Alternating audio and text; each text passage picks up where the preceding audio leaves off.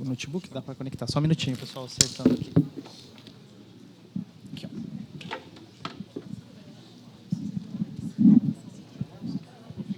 Pode ser aqui, eu prefiro aqui. Eu consigo projetá-la também, né? Eu tenho a apresentação aqui.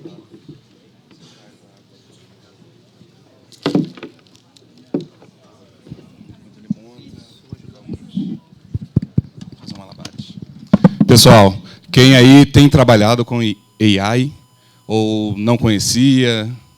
Ninguém? Ninguém trabalhando? Quem conhecia? A palestra foi matadora para divulgar. Eu vi. Gostaram da palestra apresentada pelo Seco? Quem gostou? Boa, muito bom, muito bom. Só uns minutinhos, Desan está preparando aqui e já vai apresentar.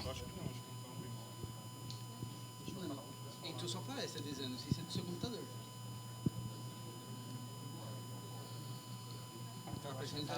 A palestra do Desan é para botar uma interrogação na cabeça de todos. Fim da Taxibra RVABRA. Vai ou não vai? Quem acha que vai acabar a Taxibra RVABRA? Que isso, gente? Ninguém comigo? Ela levantou. O TAS, Tax as a Service.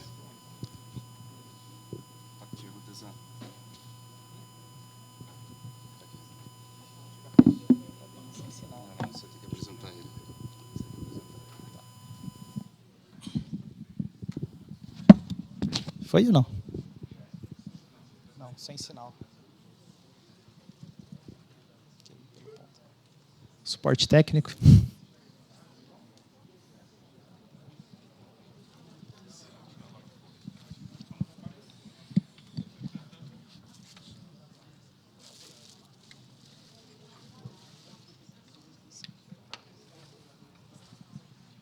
Sem sinal.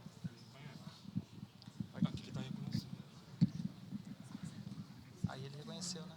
Tem algum comando que joga para cima da tela? Pode ser isso.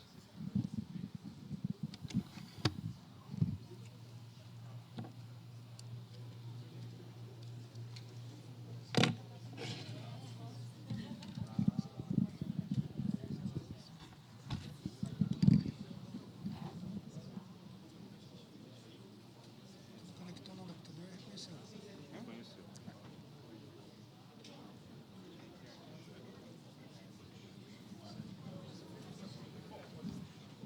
Foi pelo ponteiro mesmo?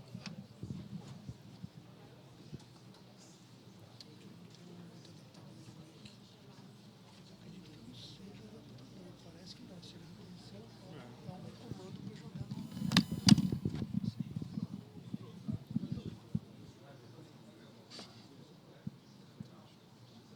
Não tem uma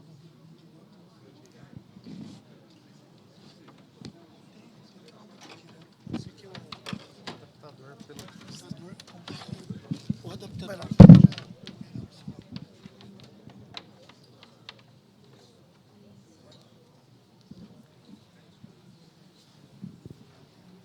Piscou. Foi. Tá quase. Tá.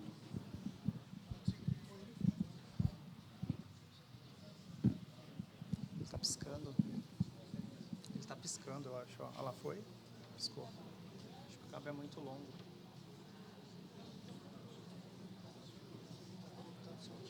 Se conseguir colocar esse daqui. Coloca lá. Mas essa apresentação acho que eu tenho. Pode colocar lá. Bom, pessoal, vou deixar vocês então com o Fábio Aqui, né? Desan. Isso. Ele vai apresentar a palestra Localização Brasil, o fim da Taxibra, RVBRA, e a chegada do TAS. Iniciando. Olá, pessoal, bom dia, bom dia. Vou dar início aqui enquanto preparo a apresentação. Primeiramente, quero agradecer a organização do evento. Então, vocês são o alicerce aí do evento, né? Quem está aqui servindo, quem está se voluntariando ao evento. A organizar o evento. Eu só consigo fazer palestra me movimentando de lá para cá, tá? Então vai ter vezes que eu vou estar aqui, vai ter vezes que eu vou estar lá do outro lado. Fábio, onde você aprendeu isso? Num vídeo no YouTube. Então eu só estou aqui ganhando tempo para minha apresentação aparecer. Pode colocar a antiga, então. Cadê ele? Qual é o nome dele? Pode colocar outra lá. Pode colocar outra, tranquilo. Aí.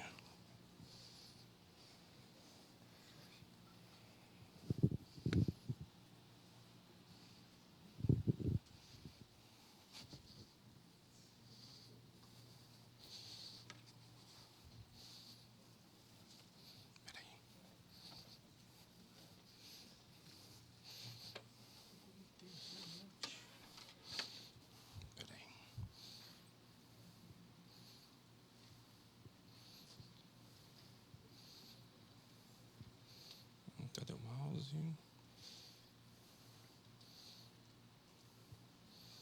Cadê o mouse? Você tá vendo o mouse lá? Não.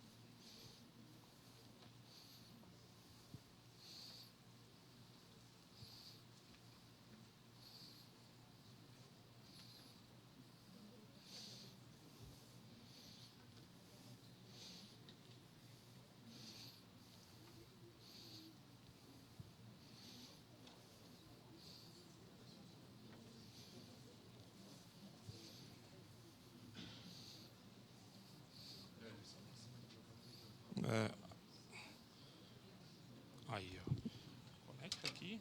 Conecta o passador, porque eu vou passando lá. Conecta aí.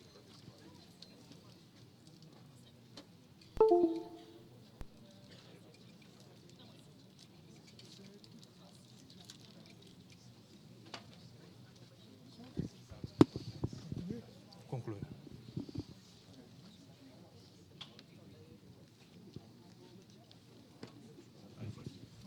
Agora sim, pessoal, vamos lá. Bom dia a todos. Agradecer a presença de vocês. E eu vou falar hoje do fim, né, da descontinuidade da TACSBRA e da RV-ABRA. E antes de começar, quem sou eu? Opa, tem que ficar mais para cá.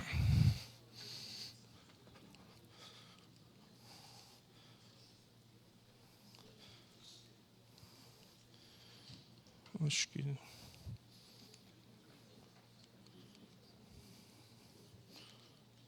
não está passando.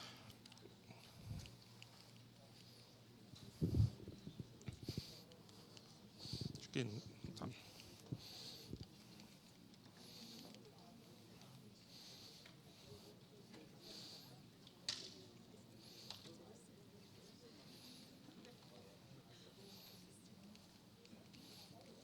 Não está indo. Você vai passando. Ah, foi lá. Então, quem sou eu, tá? Sou cristão, sou marido da Paula, pai da Liz. E são os grandes motivos por eu estar aqui hoje compartilhando conhecimento, né? Tenho aprendido muito ultimamente. E um dos grandes aprendizados que eu tive é que nenhum sucesso profissional ou financeiro justifica um fracasso na saúde, na família ou pessoal. Então, isso tem me dado um aprendizado muito grande, tá? Então, minha família é o principal motivo para eu estar aqui. Vai passando, Antônio, para mim? Não está pegando. Lá em 2015, eu tive o prazer de participar do SAP Inside Track São Paulo. E teve uma palestra lá do Bruno Renzo. Para quem não conhece, o Bruno Renzo hoje ele trabalha na Alemanha, na parte de globalization do Brasil. E lá ele falou qual que era o papel do consultor SAP, funcional e técnico, nos próximos anos, na visão dele. E até hoje eu sou muito grato por ter tido acesso a esse conhecimento e estar presente naquele evento. Então, do fundo do meu coração mesmo, eu espero que algum conhecimento que eu ou que algum dos palestrantes aqui hoje contribua na sua jornada pessoal, quiçá na jornada, na sua jornada profissional, quiçá na jornada pessoal, nos próximos anos. Em 2016, eu palestrei pela primeira vez no CIT. Então, eu fui me candidatar para ser voluntário e tinha acabado as inscrições. Eu falei, então vou palestrar. Fui lá e palestrei Sou um pouco nervoso, pessoal. Deixa eu beber uma água aqui.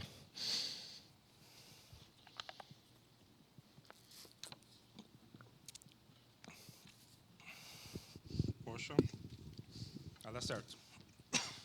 E eu palestrei lá sobre Simplification List, sobre S4HANA. Então, um convite aqui também, encorajar vocês, se vocês têm algum conhecimento, palestrem, venham participar, porque é um evento da comunidade e vocês podem participar e compartilhar conhecimento. Então, o aprendizado que eu tive, quando eu olho para trás hoje, é que todas as coisas cooperam para o bem. Então, todas as coisas cooperam para o bem. Então, estar no evento de 2015 e em 2016, e depois eu vou mostrar outro, cooperaram para o bem da minha carreira profissional, entre outros aspectos. Então, um ponto de atenção. É o que vamos falar aqui, tá? Então, já vou alinhar as expectativas aqui. Eu vou mostrar que a TaxBra deixa de funcionar, a RVA-BRA também, e a 320 também. E o que eu ouvia lá atrás? Deixa eu voltar. Você está indo? Então tá bom. Então, quais são alguns termos utilizados, porque nós vamos falar aqui, tá? TAS, Tax as a Service, Tax Engine, Tax Determination, motor de cálculo de imposto externo, entre outros. Então, quando eu falar Tax Engine, Tax Determination ou TAS, basicamente, para esse contexto aqui, mesma coisa, tá bom? Pode ir.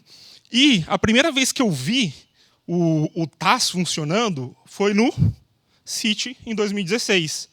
Onde a SAP já tinha ali a primeira solução fazendo um cálculo de imposto sem utilizar a TaxBra ou a RVA-BRA. Então, mais uma vez, todas as coisas cooperam para o bem. Que bom que eu estive lá no evento.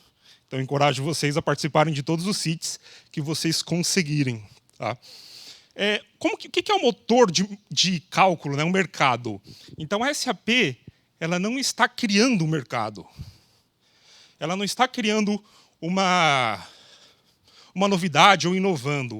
O mercado de motor de cálculo ele já existe. Ele já existe há muito tempo, inclusive. Muitas empresas são especializadas e têm os seus produtos de motor de cálculo. Então, nós não devemos falar que a SAP está inventando o mercado ou criando uma tendência. Porque em outros sistemas, em outras esferas, isso já é uma realidade, e uma realidade muito, como se diz? Muito sólida, tá? Muito sólida. Então, existem ali diversos players no mercado, né? E algum ponto de atenção que eu ouvi falar lá atrás e que eu também falei. Impossível isso no Brasil, né? Cenários de impostos complicados, isso, aquilo. A pricing, vou falar aqui também, tá? Que pricing não é motor de cálculo. Então, vou mostrar para vocês que a TaxBra e a RVA-BRA não calculam impostos. A SAP não está criando e já tem grandes empresas utilizando essa solução da SAP com parceiros em PRD. Então, aquilo que eu vejo, eu não consigo desver. Então, aquilo que era dúvida, a partir do momento que passa a existir, passa a ser uma realidade, fica até difícil questionar. Então, um alinhamento aqui. Vamos lá, pode ir, Antônio. Muito se fala do básico bem feito, o básico bem feito. E a proposta aqui é o básico bem entendido. Então, eu quero que todos vocês saiam daqui com o básico bem entendido. A partir do momento que eu conheço o básico, que eu conheço o alicerce, eu consigo subir mais alto. Então, a TaxBra e a RVA-BRA não faz cálculo de impostos. Guardem essa informação. Podem guardar essa informação, tá? Que eu vou falar.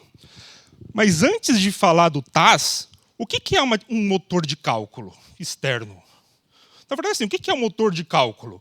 Qual que é o objetivo dele, né? Qual que é a dinâmica dele? Então, eu poderia usar esse slide, ou o próximo slide também, ou o próximo slide, para explicar para vocês do básico ao avançado o que é o TAS, o que é o Tax Engine. Só que eu aprendi muito com um mentor que, se a gente não consegue passar um conhecimento de uma forma simples e que o outro possa entender, talvez a gente não aprendeu o suficiente do tema. Então aqui nós vamos para o básico e eu não vou mostrar fluxos complicados ou algo do tipo. Então, qual que é a dinâmica do motor de cálculo?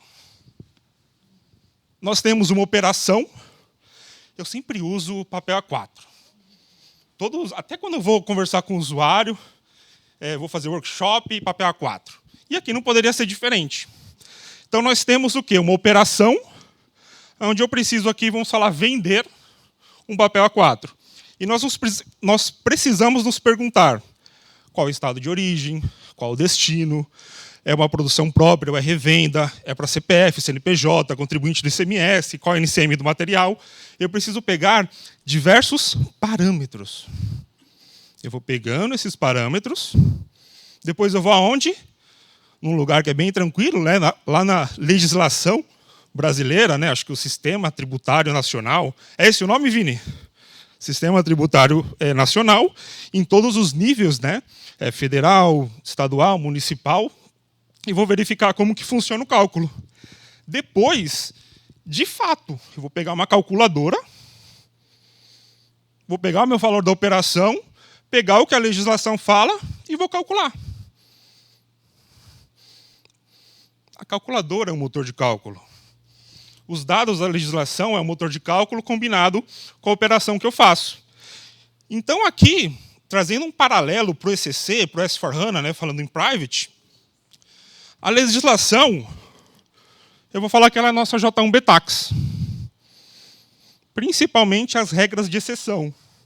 Então, quando for uma venda desse NCM, desse estado para aquele estado, até o dia X tem uma redução na alíquota. Então, é uma legislação e eu cadastro essa regra, né, esse amparo na J1B Tax. E quem que é a nossa calculadora? 320. Ué, mas cadê a Tax Bra e RVA-Bra aqui? Elas não calculam impostos? Tax Bra e RVA-Bra estão aqui. O sistema recebe o valor, vai calculando. Quando chega nas conditions lá, né, BX01, IBR, o que a Tax Bra e RVA-Bra faz? Dá um passinho para o lado, vai para 320, calcula, volta. Ó, parece uma dancinha, né? E eu não ensaiei isso. Olha só, não sou muito bom nisso, então se puder cortar essa parte aí da edição, por favor. Então, o que acontece? A 320, ela já é um cálculo externo. Faz sentido para esse nosso entendimento aqui? O que é um esquema de cálculo Tax Bra e RVA-Bra? Ele determina principalmente as consequências daquele imposto calculado pela 320. Faz sentido, pessoal? Então, nós já temos um motor de cálculo externo, porque eu recebo meus dados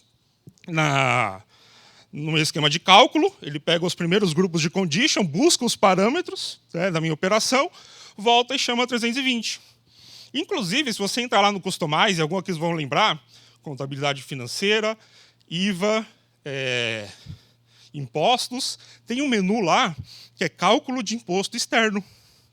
Se a Tax Bra não estiver configurada lá, não vai funcionar.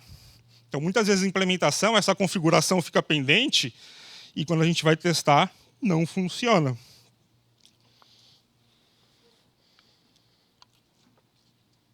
Então, para esse momento aqui, nós temos esse alinhamento que a Tax Bra não calcula impostos e a 320 ela é externa à minha pricing.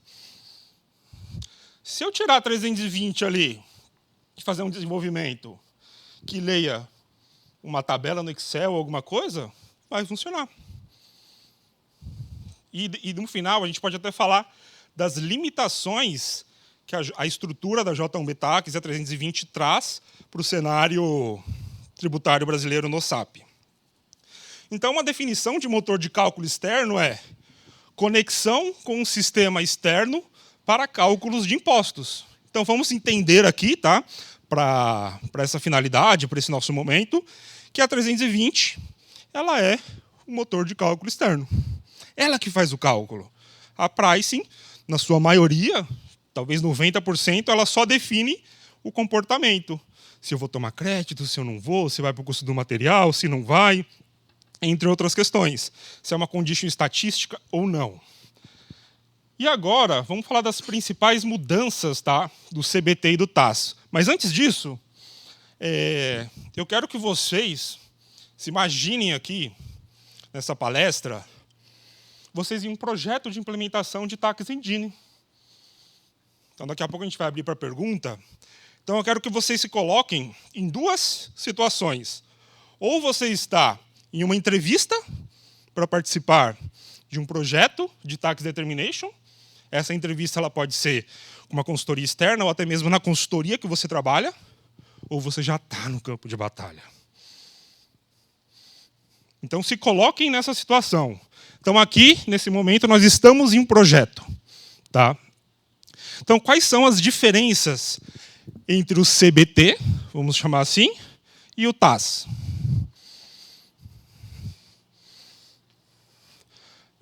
Eu vou falando aqui, não está tão claro, mas a Tax Bra, nós temos a 320. No novo esquema de cálculo, que a SAP sugere ali, que ela entrega, nós temos a fórmula 279.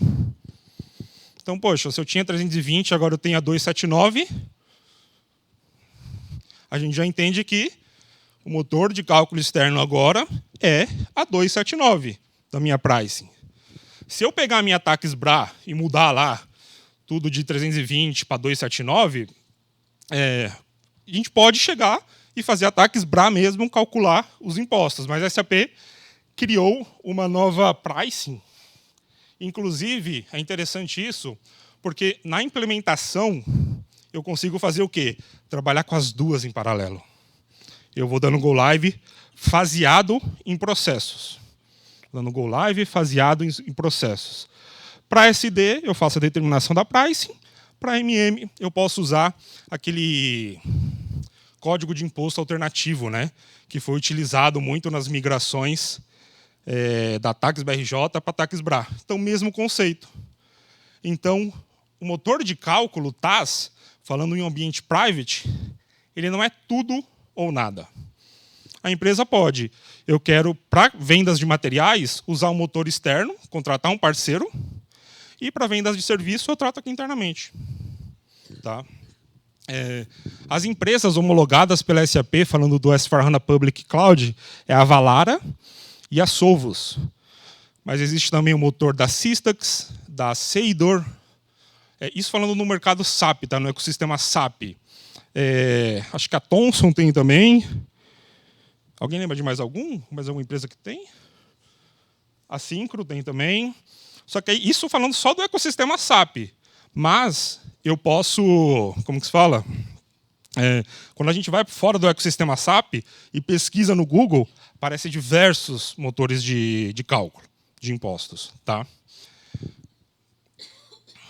Pode ir.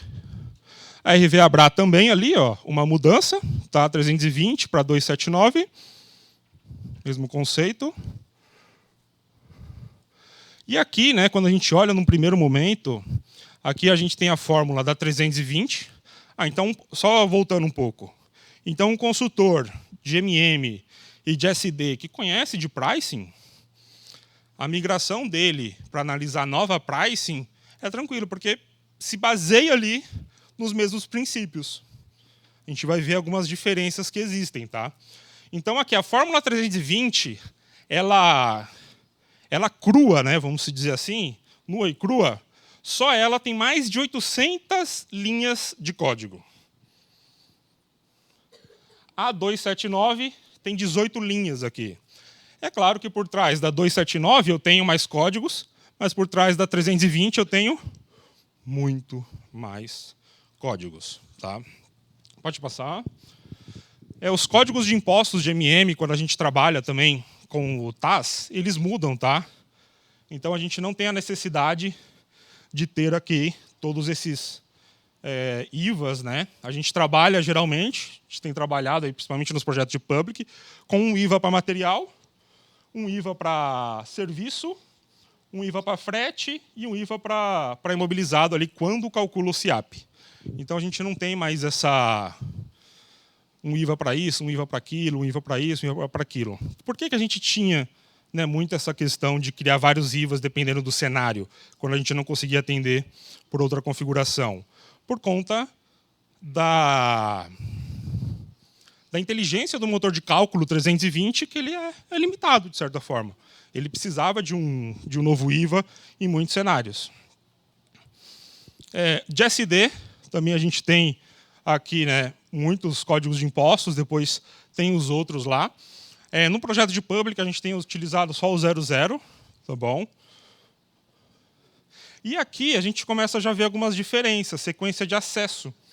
Então, aqui eu vou começar a compartilhar um cenário, eu vou explicando aqui, caso não dê para ver, tá? Acho que a imagem não está tão clara. Eu tenho aqui desse lado a Tax Bra, e aqui eu tenho o TAS. Então, percebam que aqui, na BIC 0, né, eu tenho uma sequência de acesso.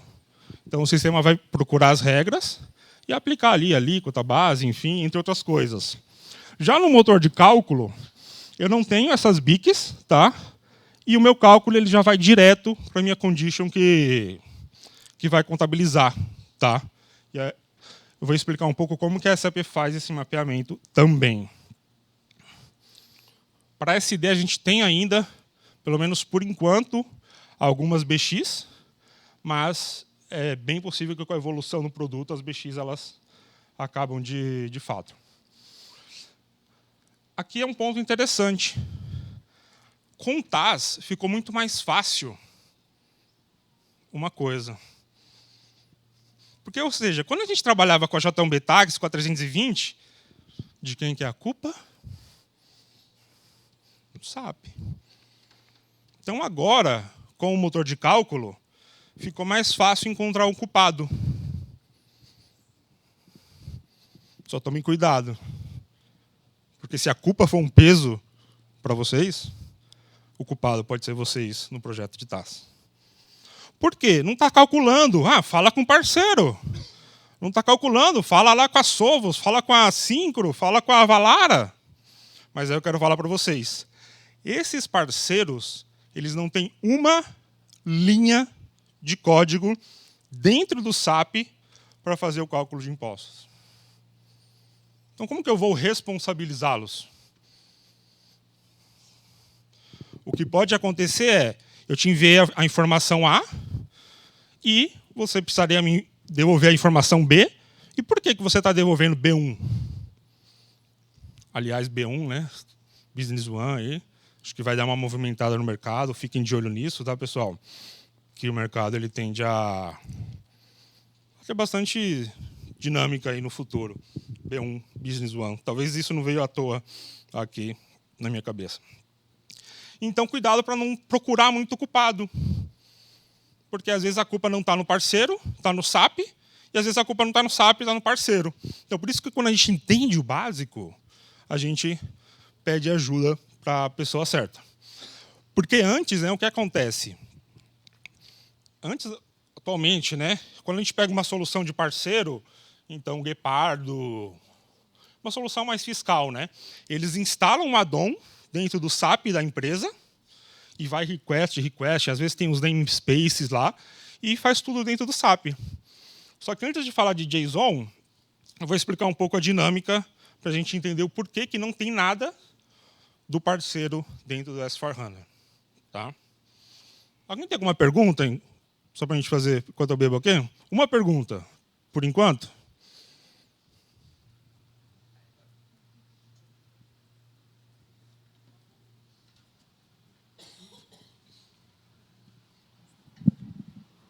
Todo mundo me ouve? Sim. Beleza. Você comentou, né, Peraí. Nome, da Felipe. cidade de onde veio, o que está fazendo aqui, qual a sua cor preferida.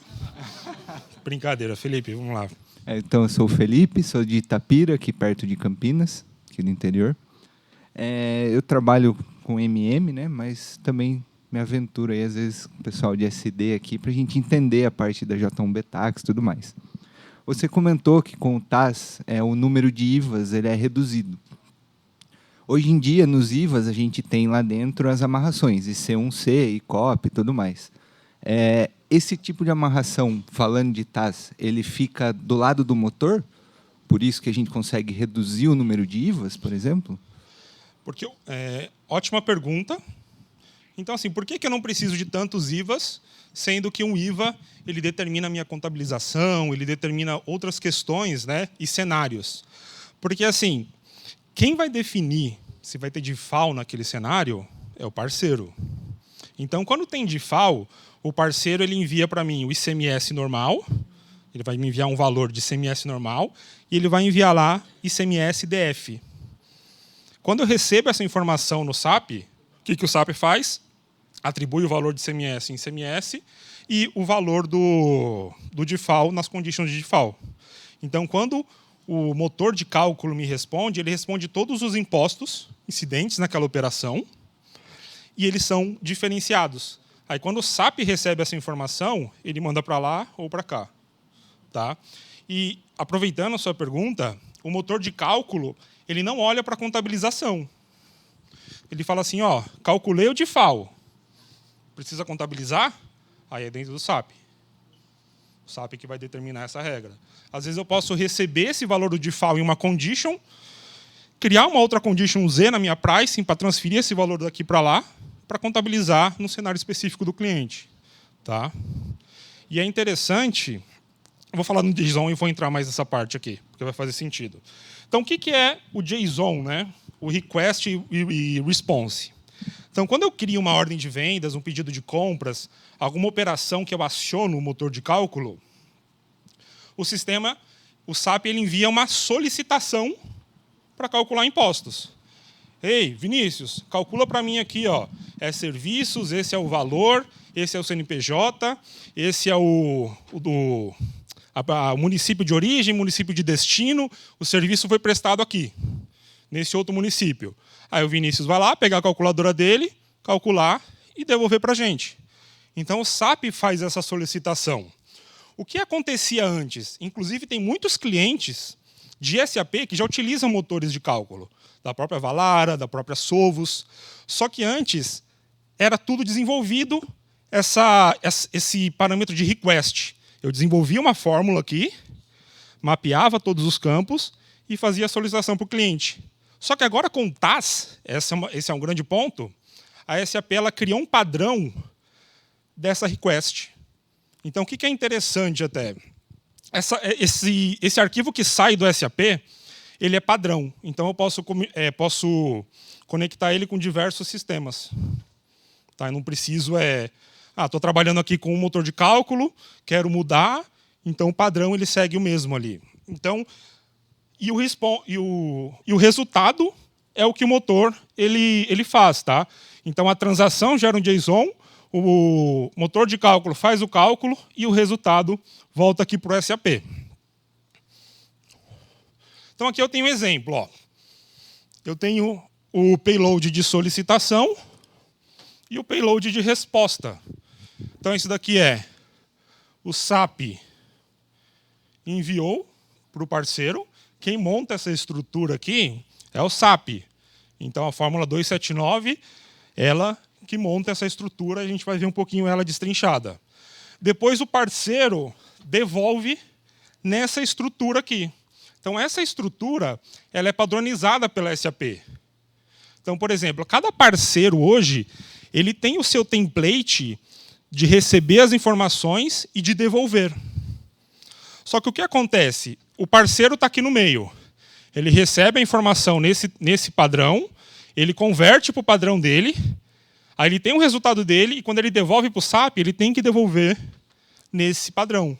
Então, a SAP ela criou um padrão. Né? Aí que a gente fala do Tax Engine, que está dentro do SAP. No dia a dia, vocês vão sonhar com essa palavra, payload. Não hoje, mas quando vocês estiverem no projeto. Porque toda a inconsistência ali de impostos, a gente precisa buscar esses payloads e entender por que está dando um problema. Então, por exemplo, aqui eu crio uma ordem de venda, crio um pedido de compras ou uma ordem de vendas, ele gera um payload. Aqui eu tenho a empresa, se é compras ou vendas, qual que é a natureza da operação, vou falar um pouquinho disso. Se o preço que eu estou enviando para o meu parceiro, se ele é bruto ou se ele é líquido. Tá? E aqui a gente vai descer para os itens agora. Então, aqui, por exemplo, olhando essa estrutura do item, tá? O que nós estamos falando aqui para o parceiro? Eu estou criando um pedido de compras, tá? E essa estrutura do item aqui, ó, vem ó, o item 10, o código do meu material é esse, ele é um tipo de item M, que é material, se fosse serviços era S, a quantidade, o preço unitário.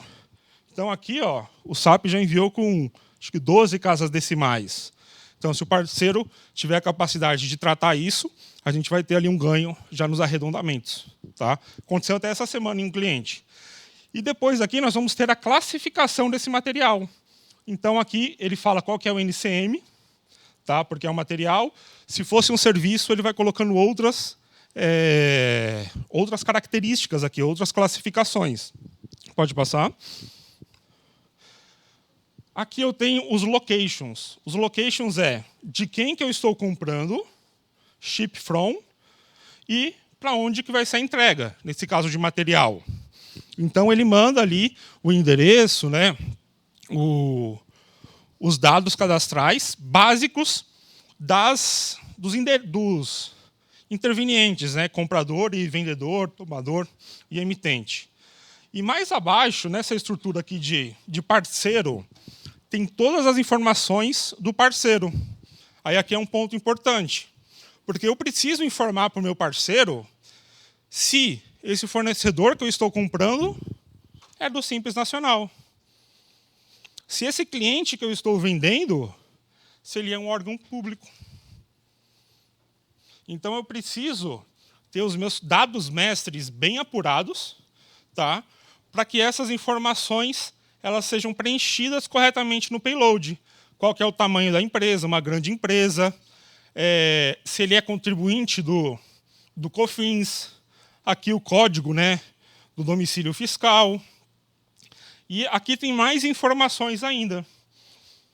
Então, eu envio para o meu parceiro essas informações. Então, logo, eu preciso ter um cadastro bem ajustado. O fornecedor não vai olhar se aquele cliente ou aquele fornecedor que eu enviei, se ele é Simples Nacional ou não. Eu que tenho que dizer. Se ele é do lucro presumido ou lucro real, porque isso vai impactar COFINS também. Então, se ele é produtor rural ou não. Quando tem um produto pautado, né? Qual que é o EAN desse produto, qual que é a X-Tip desse produto. Então, eu preciso ter um padrão um cadastro de dado mestre bem apurado no meu SAP. Pode passar, Antônio. Aí aqui a resposta, tá? Então, o que o parceiro respondeu? Ele respondeu aqui o total, mas o total a pricing vai calcular. Ah, detalhe, aqui está item 10, né? Então, se o meu pedido tiver 10 itens, serão 10 requests e 10 responses. E ele calcula em tempo real. Eu não preciso salvar a minha ordem de vendas ou meu pedido de compras para saber os valores, tá? Em tempo real ele vai chamando, funciona muito bem. Então aqui ele devolveu, ó, é uma compra para consumo, 15,56, a alíquota de ICMS é 19%, aí tem esse campo aqui, ó, taxable. Por padrão, a SAP falou o quê? Parceiros, se o meu cliente for tomar crédito de imposto, você tem que devolver esse valor preenchido, a base aqui. Se não for tomar crédito de imposto, essa base é zerada. Então, nesse caso aqui, eu sei que se for uma compra, ele vai atribuir para ICM1, que eu vou tomar crédito. Se esse valor aqui tivesse zerado, fosse para outra base, ele iria para ICM2. Tá? Pode continuar. Aqui, a parte de IPI também, pode ir, é o mesmo conceito. PIS, pode ir. COFINS. Tem uma questão de PIS e COFINS do fornecedor também, que a gente precisa ter atenção nos projetos. Pode ir, IPI também. Aqui é o exemplo, pode ir. Tá, um exemplo de cálculo de CMS. Então, aqui eu tenho uma TACS BRA e um TAS, né, comparando. Aqui os valores deram exatamente os mesmos, tá? Nas conditions calculadas. Aqui eu tenho ICM2, e aqui lá para baixo eu vou ter também ICM2. Pode ir. Aqui, ó, ICM1. Quer ver? Aqui eu tenho a ICM, onde aqui que está ICM1 e ICM2. Mas ele trouxe aqui, ó, 100% que a TACS BRA pega e o valor do imposto. Olha o que mudou aqui já. A minha alíquota, ela não está lá nas B da vida. A minha alíquota está na própria condition que é calculada. Então, ó, eu tenho 18%, eu não vou ter crédito, né? E o valor calculado desse ICMS é esse daqui.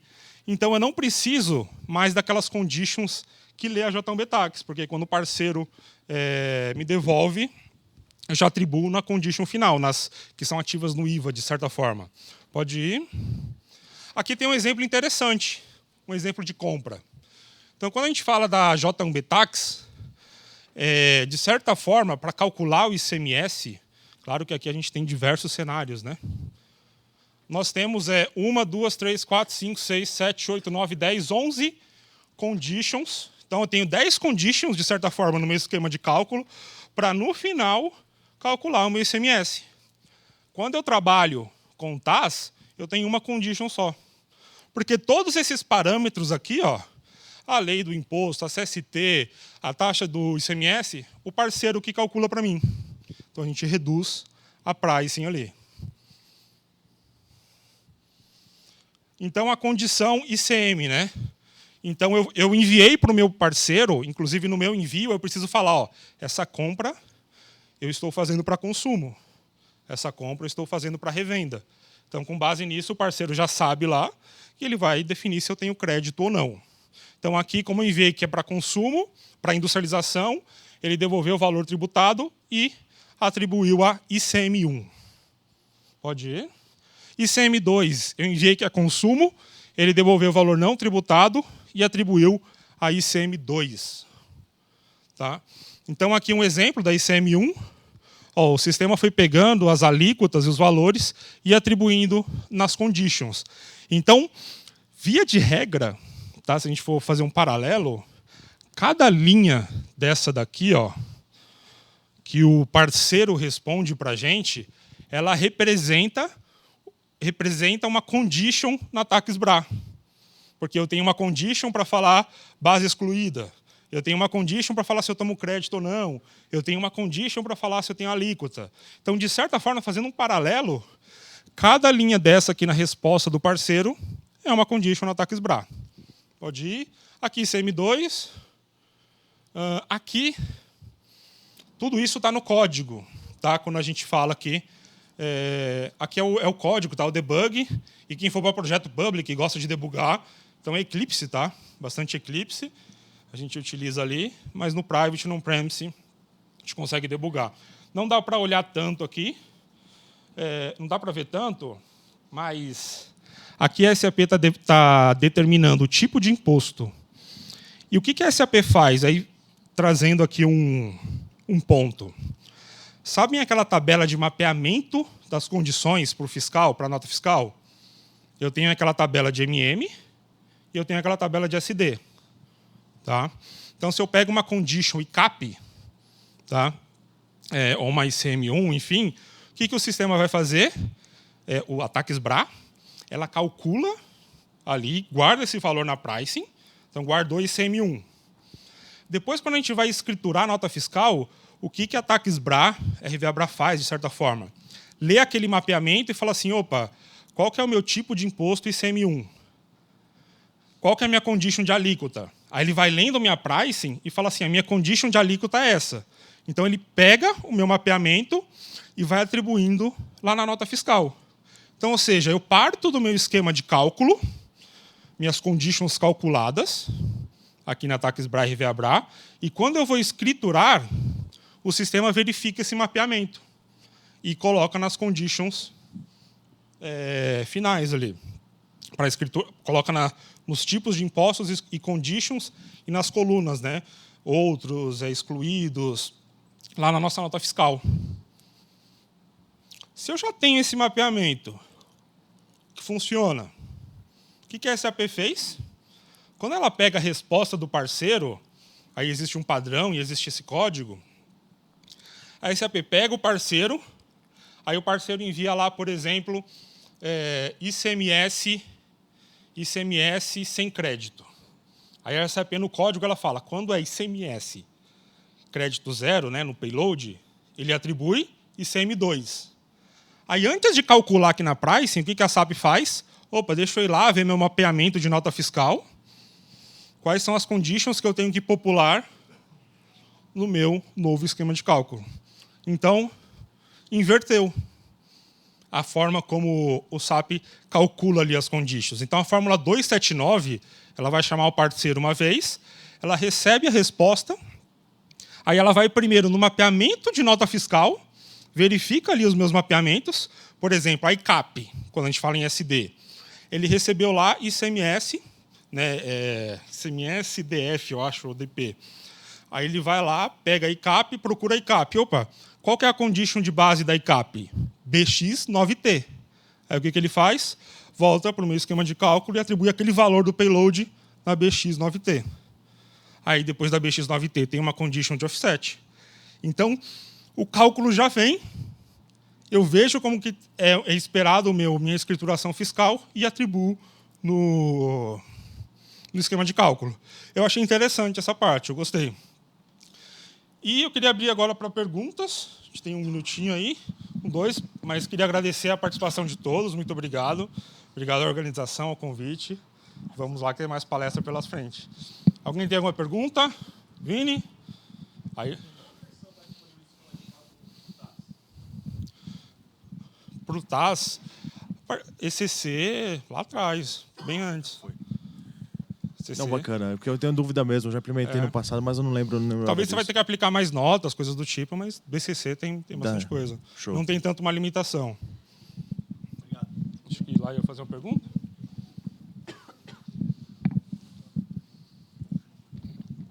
Bom dia. Meu nome é Everton e eu trabalho como key user e durante muito tempo dando manutenção em J1BTax.